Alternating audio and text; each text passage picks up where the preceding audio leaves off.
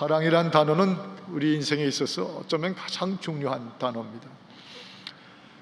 그런데 이 사랑이라는 이름으로 I love you, 사랑을 한다고 하지만 과연 우리가 말하는 그 사랑이 정말 사랑인 것인가? 뜻밖에도 이 사랑 안에는 여러 가지가 뒤섞여 있음을 안타깝게 볼 때가 있습니다. 여러 가지가 섞여 있어요. 제가 어느 도시에 집회를 인도하러 갔는데 그 한국 사람이 파퓰레이션이 많지도 않은 곳인데 얼마나 그 교회가 성전을 아름답게 정말 코지하게 예쁘게 지어놓으시는지 감탄스러웠습니다. 그래서 이 성전 너무 아름답게 지으셨다고. 그랬더니 그 성전을 지을 때 건축위원장을 하셨다는 장로님이 고개를 이렇게 숙이면서 건축위원장 하는 동안에 한 10파운드는 빠지셨다고 그래요.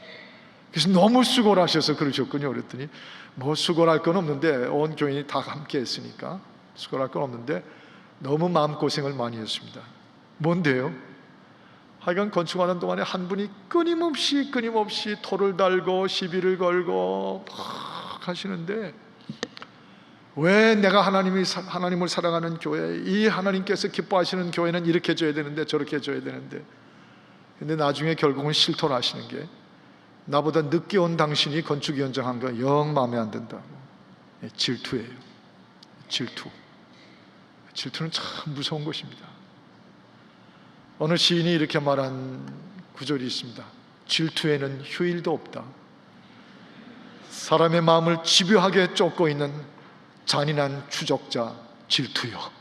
그런 시가 적혀 있는 걸 제가 적은 적이 있습니다. 남자나 여자나 누구나 안고 있는 내면의 문제입니다. 오늘 투기하지 아니하며 하는 말씀을 이제 히라보로 보면 젤로이라고 하는 쓰는 말인데, 이건 아주 간단한 말이에요. 젤로이라는 히라보 단어는 boiling, 이게 물이 확 끓는데 with envy, 이 시기와 질투로 막 물이 끓는 것처럼 우리 내면 속에서 끓어오르는 것을 질투라고 번역을 했습니다. 우리 베드로 상도 여러분, 한 가지 제가 오늘 명확히 말하고 싶은데, 질투 정도야 뭐 내 마음에 있는 이모션이 아니겠는가 생각하실지 모르지만 천만에요. 질투도 무서운 죄입니다. 성경은 질투에 대해서 분명히 죄로 경고하고 있어요. 또 어떤 분들 경우에는 질투야 뭐 내가 가졌다 안 가졌다 하는 거니까 내 마음대로지 할지 모르지만 질투야말로 병 중에 하나입니다. 우리 내면에 있는 병, 아주 깊은 병이라고 꼽을 수 있어요. 그래서 다른 병과 마찬가지로 질투라는 병도 꼭 치유가 돼야 돼요. 꼭 질투라고 하는 병을 고쳐놓고야 말아야 됩니다. 그만큼 심각한 것은 여기 요발린다 조금 그러면 이제 거기 출신이신 미 대통령이 한 분 계셨죠. 리처드 닉슨이라고 하는 공화당 대통령이셨어요. 근데 그분이 먼저 부통령 시절에 존 F 케네디하고 원래 맞붙었습니다. 선거에 맞붙었는데 선거에 패배했어요. 케네디 대통령이 당선이 됐습니다.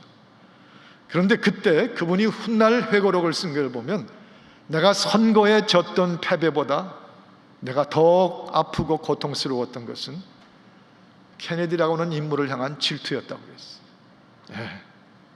큰 매력적인 얼굴 존 F 케네디, 바람이 확 불면 머리털이 제껴지는 그 멋진 헤어스타일, 보스턴 액센트로 쫙 연설을 하고 보면 막 환호하는 그 군중과 군중. 저 친구는 왜 내가 못 가진 거 다 가지고 있어? 저 앞에 비하면 나는 무슨 촌탁에 비슷하게. 무서운 질투요.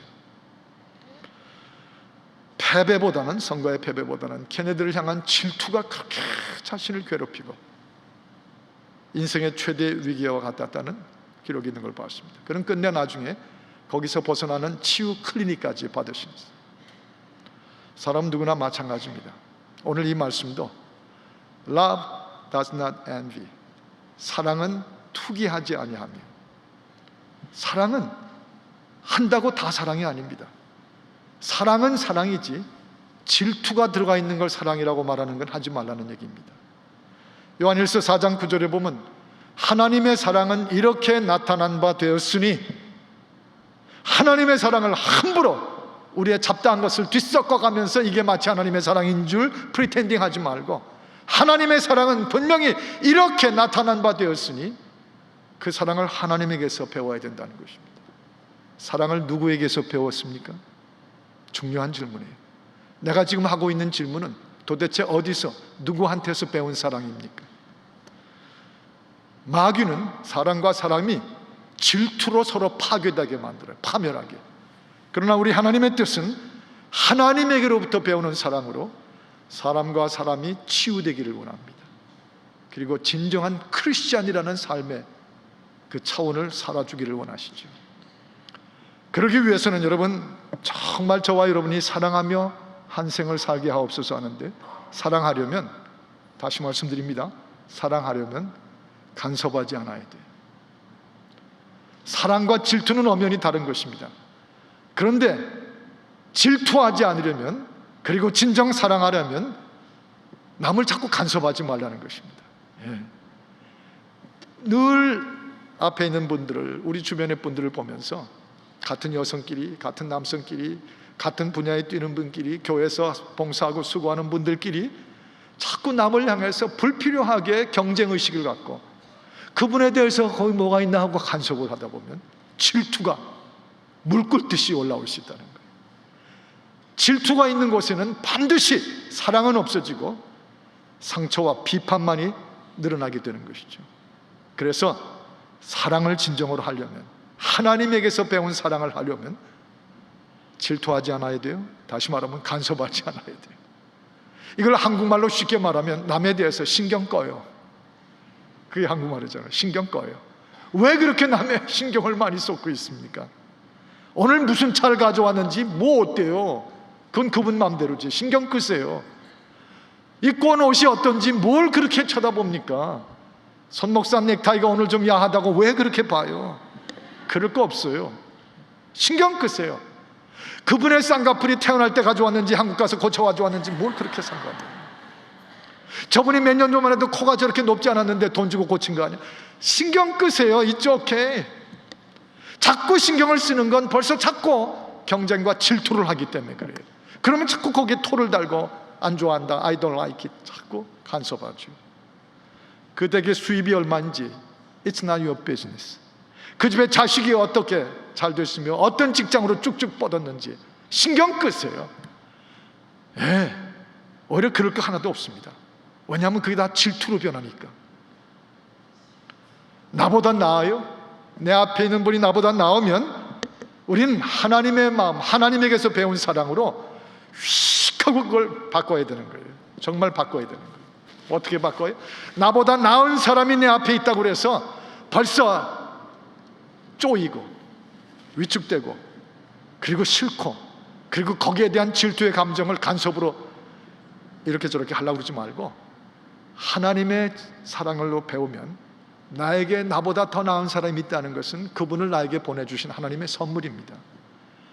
나보다 더 장점이 있는 사람이 내 옆에 있다는 것은 내 약점을 메꿔주시기 위해 하신 하나님의 섭리입니다. 남편과 아내도 그럴 수 있고 우리 주변도 다 마찬가지예요.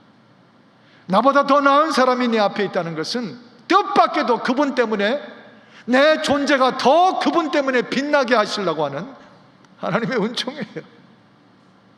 그래서 사랑하려면 경쟁하려고 하지 말고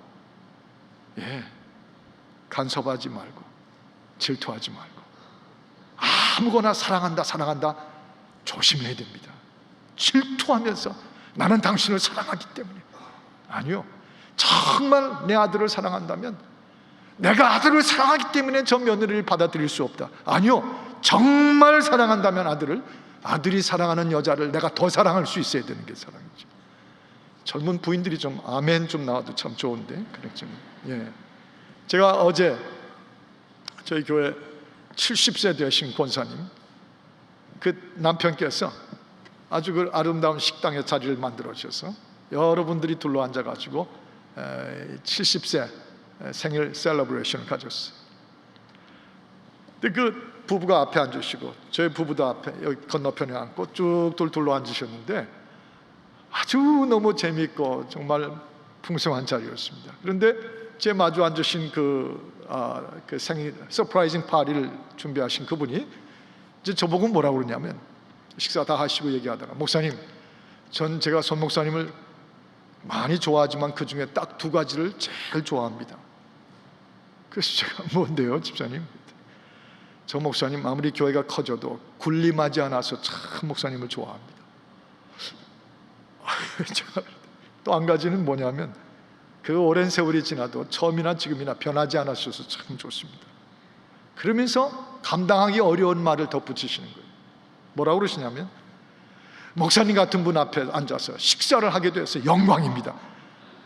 여러분, 그럴 때 아주 위험한 때예요. 아주 조심해야 돼요. 그러나 진심으로 받아야 돼요. 제가 즉각 그랬습니다. 그분과 그분에게, 옆에 계신 분에게, 아닙니다, 아닙니다. 오히려 저는 집사님, 또 여기 계신 저 대학교 대 선배님, 그 앞에 앉아서 제가 식사하고 있는 게 정말 저한테 영광입니다. 서로 그렇지 않아. 그래서 제가 그랬어요. 제 선배님들로 훌륭하게 인생을 살아오시고 이 사회적인 많은 역량을 리더십으로 발휘하신 이 두 분이 있는, 출석하는 교회의 담임 목사가 돼 있다는, 이게 저를 더 빛나게 해줍니다. 감당할 수 없는 목사 자리를 하나님께서 주신 거죠. 그래서 그날 우리의 대화는 참 좋았어요. 나보다 나은 사람들을 인정하는 것, 질투하고 간섭하려고 덤벼들고 이게 틀렸다 저거 틀렸다 하지 않고 오히려 존중해 줄 때 그 질투라고 하는 이 무서운 병은 치유받을 수 있어요. 사랑의 눈을 뜨게 되는 것입니다. 성경이 내내 그런 스토리들이에요. 요나단 같은 분 보세요. 다윗을 향해서 사실 질투하려면 얼마나 많았어요. 골리앗 앞에 같이 섰을 때도 자기보다 그 다윗이 치고 나가는 그것 때문에 얼마나 사실 쫀짐상하겠어요. 그런데 그 다윗을 너무너무 좋아하고 사랑했습니다. 그러나 요나단의 아버지 사울은 얼마나 다윗을 향해서 질투하고 물이 절절절절 끓으면서 실수했는지. 무슨 차이죠? 요나단은 나보다 더 나은 사람을 내 경쟁으로 받아들이기보다는 나보다 더 나은 사람을 내 인생에 주신 주의 축복으로 받았어. 너 때문에 내 인생이 더 빛난다. 다윗, 너 같은 사람하고 일생 교제하고 친구 돼 볼 수 있는 거, 그게 하나님이 나에게 주신 영광이다. 다윗, 내가 분명히 알건대 나 요나단보다는 내가 알기로 네가 이스라엘에 하나님이 세우신 리더다. 와, 질투와 간섭이라는 병이 없어지니까 확 하고 눈이 떠요. 이 사심이라는 게 없는 곳에서 하나님의 진정한 뜻이 내 마음속에 임할 수 있죠. 그래서 저 사무엘상서 20장 17절에 보면 이런 구절이 나옵니다. 요나단이 다윗을 사랑함으로, 한번 읽어보실까요? 시작. 요나단이 다윗을 사랑함으로 그로 다시 맹세하였으니 이는 자기 생명을 사랑한 것 같이 그를 사랑함이었더라. 이런 사람하고 내 인생 한번 살아볼 수 있다는 것, 그래서 그를 통하여 내가 못하는 걸 하나님이 이루시는 것, 그리고 그가 내 친구라는 것 때문에 내 존재가 더 빛나게 하시는 것, 이제 그런 얘기들이죠. 우리 멋진 분들이에요. 이런 의미에서 크리스찬 참 멋진 사람들이에요. 그러나 사랑하려면 동시에 또 하나 해야 되는데, 그 내 앞에 있는 분들의 상처를 안아줘야 됩니다. 그 상처를 떼어놓은 채 사랑한다는 건 불가능해요. 그분이 갖고 있는 약점과 아픔과 상처를 마치 남의 일처럼 바라보면 하나하나 같이 다 그분을 향해서 내 마음이 별로 곱지 않아져요. 그런데 그가 안고 있는 상처와 아픔과 연약함을 내가 안아가면서 사랑하겠다고 그러면 그 사랑은 하나님에게서 배운 사랑이 된다고 하는 것입니다. 질투는 장님이에요. 아시죠? 질투라는 게 한번 탁 잡히면 그를 향한 질투 위에는 다른 게 그 대상을 향해서 딴 게 안 보여요. 아무리 좋은 것도 아무리 뛰어난 것도 안 보여요. 그 질투하는 대상은 질투하는 것만 장님, 블라인드가 되어버리죠. 그러나 하나님의 마음으로, 하나님에게서 배운 사랑으로 눈을 뜨면 그분에게서 다 보입니다. 와, 이 사람은 내가 질투하고 파괴할 대상이 아니라 하나님이 나를 위해서 내 앞에 세워주신 존재다. 눈이 확 뜨고 보여요. 그러면서 그의 아픔과 연약함, 그의 삶의 가시까지 다 끌어안아 주려고 그러죠. 너의 상처를 안아줄 때 그것은 내 안에 있는 사랑으로 바뀌어집니다. 어느 목사님이 쓰신 책 가운데 이런 재미있는 아주 흥미로운 글을 읽었습니다. 이분이 미국의 한 도시에 큰 공원에 가서 벤치에 앉아서 책을 읽고 있는데 그 벤치 바로 앞에 아이들이 노는 모래사장이 크게 펼쳐진 것입니다. 거기 이제 5살, 6살 보이는 미국 아이들 보이 둘이 아주 재밌게 둘이 어울려서 그 모래사장에서 애들이 얼마나 좋아해요. 막 재밌게 노는데 장난감 하나 가지고 싸움이 붙은 거예요. 그렇게 재미있게 둘이 놀던 이 두 아이가 그 장난감 하나로 싸움이 붙으니까 확 갈라진 거 있죠. 그러면서 그 중에 보이 하나는 저쪽으로 가면서 I hate you, I hate you, I hate you. 툭하면 우리 아이들 I hate you 그러잖아. 그래서 아이고 또 저러는구나. 그저 맨날 있는 일이지. 그리고 책을 읽는데 뜻밖의 보니까 얼마 후에 두 아이가 다시 모래사장에서 언제 그랬냐 하고 더 재밌게 놀고 있더라는 거예요. 그래서 옆에 앉으신 미국 할아버지 보고 쟤들 보라고 그랬더니 이 할아버지가 놀라운 말씀을 하셨답니다. Well, 그 중요한 말 할 때는 꼭 앞에 well 들어가죠. They choose happiness over righteousness. They choose happiness. 이 아이들은 행복을 택한 거야. Over righteousness. 옳고 그르다 옳다 하는 그거보다 저 아이들은 행복을 택한 거죠. 선택한 것이죠.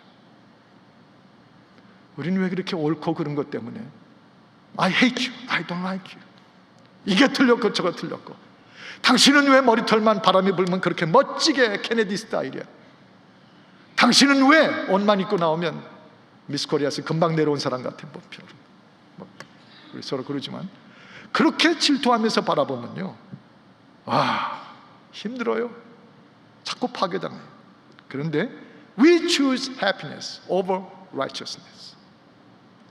눈을 떠요. 행복하려고, 우리 하나님께서 우리에게 주신 풍성하게 주신 삶을 행복하려고 눈을 떠요. 그러면 서로 안고 있는 가시나 상처와 약함을 오히려 찌르지 않습니다. 치유할 수 있습니다. 질투는 가시와 같거든요.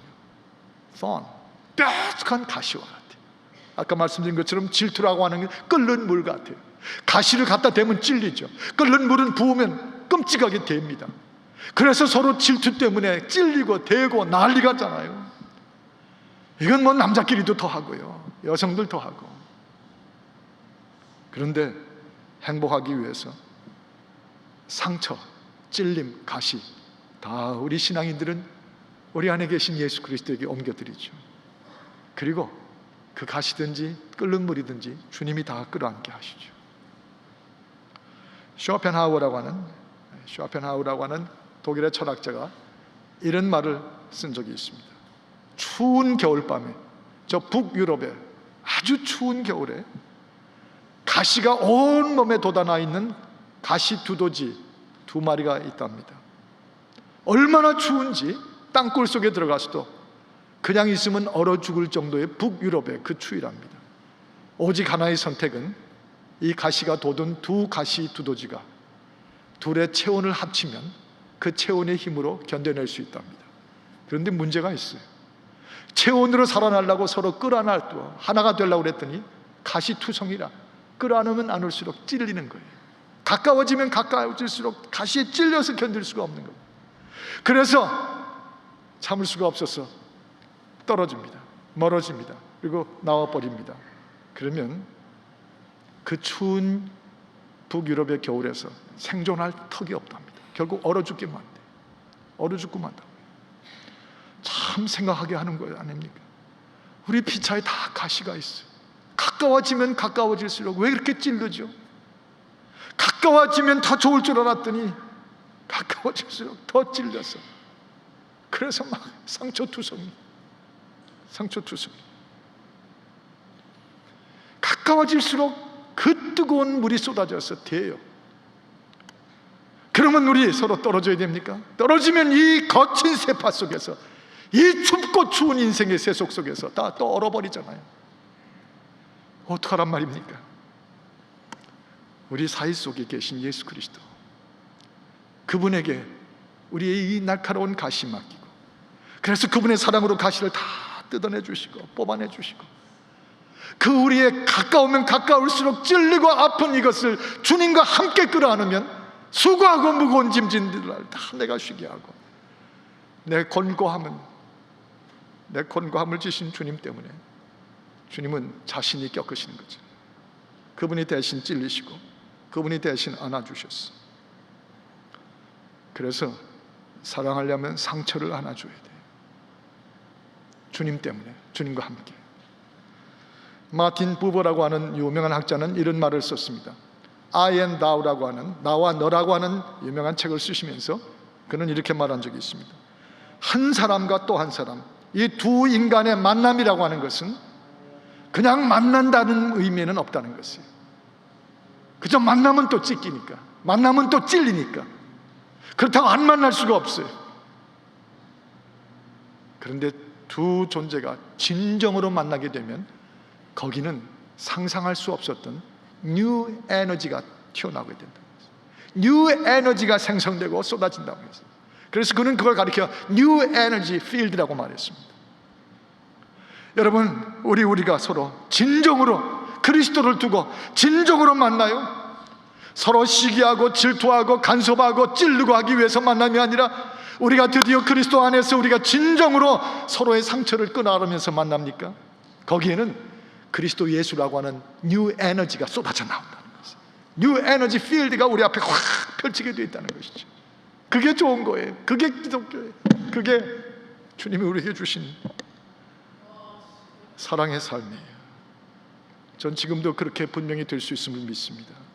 그리고 교회는 그것 때문에 지금까지 존재해 왔어요. 요한복음 22장 21절에서 22절 보면 내가 나를 사랑하느냐 하는 예수님의 말씀을 베드로가 다 고백했습니다. 그리고 네가 나를 위해서 저 십자가를 질 것임을 예수님 말씀하셨어요. 그랬더니 베드로가 그 말씀을 들은 다음에 그 다음에 금방 뭐라고 그러냐면 근데 예수님, 당신의 옆에 안겨있는 저 요한 사도, 저 사람은 어떻게 될 것인지 왜 얘기 안 하십니까? 그랬더니 순 우리 한국말로 하면 베드로야, 예수님께서 말씀하시기를 신경 꺼. 너 일이나 생각해. 너나 나를 따라와. 내 앞에 내가 준 그 뉴 에너지를 가지고 마지막까지 바티칸 언덕 로마까지 따라와서 십자가 정스스로 질 수 없으면 부끄러우면 거꾸로 바뀌면 되잖아. 그런 말이죠. 뉴 에너지. 이 요한은 내가 알아서 할 거예요. 신경 꺼. 서로의 상처를 부딪히지 않게 하셨어요. 어저께 저 비전 채플에서 결혼식이 있었습니다. 우리 이부성가대 선상균 집사님, 또 선효신 권사님, 그 아들 브라이언이, 허연이가 세미하고 결혼식을 했어요. 우리 이현덕 권사님, 또 이영골 집사님 가정, 두 집이 사돈이 되셨습니다. 그런데 이 덴탈 스쿨을 들어간 이 친구가 워낙 어려서부터 바이올린을 해가지고 참 바이올린을 잘하거든요. 근데 아니나 다를까 어제 결혼식하고 서로 메리지 바우 다 결혼 서약한 다음에 이 신랑이 저쪽에서 가져다 준 바이올린을 탁 들더니 신부 쪽을 향하여 와, 이걸 해대기 시작하는 거예요. 신부에게 바치는 곡이. 그 장면이 우리의 가슴에 정말 따뜻한 뜨거운 온도를 느끼게 하더라고요. 와. 그런데 그 광경을 보면서 다 은혜를 받고 좋아했는데 혹시 그 중에 한 사람이라도 나가면서 이런 생각을 했다면, 어떤 생각이요? 아유, 보다 하니까 너무한다. 결혼식이나 하지 무슨 콘서트냐? 뭘 바이올린 들고 난리를 쳐? 만약 한 분이라도 나가면서 그런 생각했다면 그 사람은 인간인 누구나 갖고 있는 가시예요. 우리 그런 가시 때문에 나는 서로 찔렸어. 있는 대로 받아주진 않아요. 질투해요. 왜 우리 목사인 걸 너희가 하느냐? 그런 가시가 튀어나올 수 있어. 그런데 어제 그런 사람 한 분도 안 계셨어요. 너무 멋진 모습이었어요. 그 앞에 앉아 계신 선효신 권사님, 그 아들의 결혼식에 참석할 수 있도록 암투병의 그 무서운 아픔과 상처와 서러움 속에서 하나님 구해주셔가지고 건강해져가지고 앞에 딱 앉아서 아들의 결혼식을 지켜보는데 그 권사님을 보기만 해도 제가 눈물이 날 정도였어요. 다 그 뜻을 알고 우리 허연이의 그 바이올린 속에 우리의 마음도 함께 연주되고 있었습니다. 당신의 아픔과 가시와 상처와 눈물을 안아주는 교회. 사랑하려면 너의 상처를 안아줘야 돼. 제가 집에 와서 그 얘기를 했더니 제 딸이 지금 해산하려고 벌써 일주일째 와 있는데 아기는 정작 안 나오고 있어요. 그런데 하여간 어제 저녁을 결혼식 갔다 와가지고 같이 저녁을 먹는데 제가 그 신랑이 하던 얘기를 했어요. 사위가 멋있네요 아버님.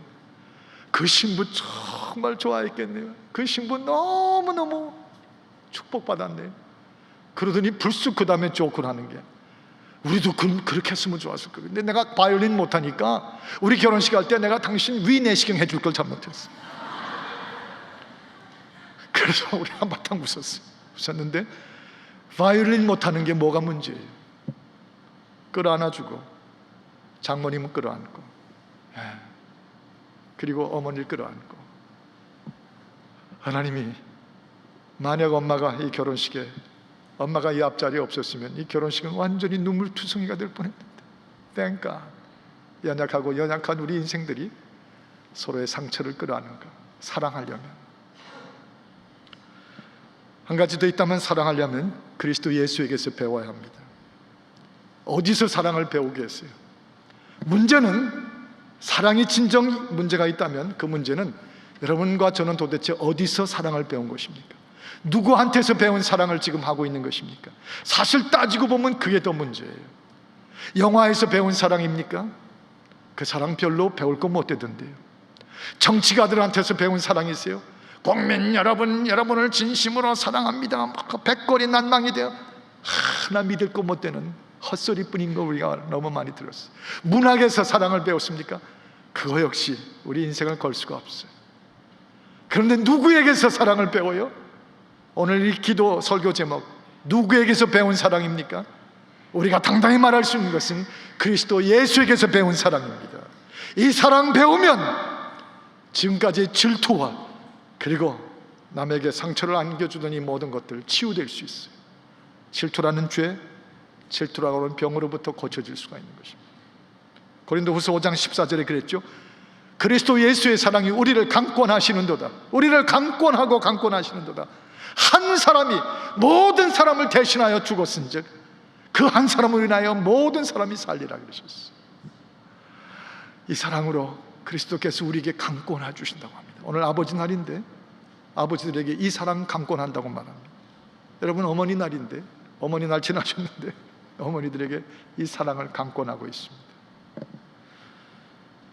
오늘 본문에 있는 말씀처럼 그리스도에게서 배우는 사랑은 이렇게 나타날 수밖에 없어요. 오래 참아요. 온유해요. 그리스도 예수에게서 배운 사랑은 질투 안 해요. 그리고 자랑 안 합니다. 그리고 더구나 교만도 안 합니다. 그리스도에게서 배운 사랑은 우리가 함부로 여기저기서 배운 사랑하고 다르다고 하는 것이죠. 제가 지난 목회 생활을 돌이켜보면 여러 가지 장면들이 제 머릿속에 메모리로 남아있는데 그 중에도 가장 박혀있는 메모리가 하나 있어요. 어느 주일에 일부 예배를 끝나고 제 사무실 비전센터 2층에 올라가 있었습니다. 그런데 그 일부 성가대 하시는 권사님 한 분이 뜻밖에 올라오셔서 떡떡하고 노크를 하셔서 문을 여셨어요.